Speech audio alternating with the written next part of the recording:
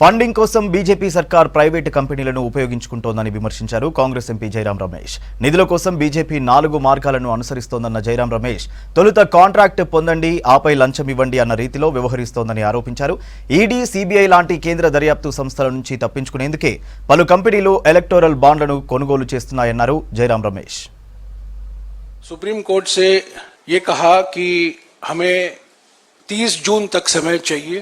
हमारे पास पूरी जानकारी है, पर जो सुप्रीम कोर्ट चाहती है वो जानकारी समय लगेगा. हमें 30 जून 2024 यानी कि चुनाव के बाद हम वो जानकारी दे पाएंगे. कल हमारे 2 युवा साथियों ने एक 5 लाइन का कंप्यूटर प्रोग्राम लिखा और ये सब मैं आपको देने वाला हूं. सिर्फ 5 लाइन का, और 15 सेकंड के अंदर जो जानकारी सुप्रीम कोर्ट चाहती थी हमने हासिल की और उसका विस्तृत तरीके से विश्लेषण हमने किया है. उसकी जानकारी मैं आपको देने वाला हूं. पर पहली बात तो यह है कि जो स्टेट बैंक ऑफ इंडिया हमेशा कहकर आ रही थी कि हमें 30 जून 2024 तक समय चाहिए सुप्रीम कोर्ट के आदेश को पालन करने के लिए, हमने 15 सेकंड के अंदर ये जानकारी हासिल की है. तो बिल्कुल साफ है कि मोदी सरकार नहीं चाहती थी कि ये जानकारी अभी निकले, पूरी तरीके से ये जानकारी निकले जो सुप्रीम कोर्ट ने आदेश किया था. इलेक्ट्रल बॉन्ड की जानकारी पहली निकली थी. मैंने आपको कहा था कि इस घोटाले में 4 अलग अलग तरीके अपनाए गए हैं. मैं कंपनियों को दोषी नहीं ठहरा रहा हूं.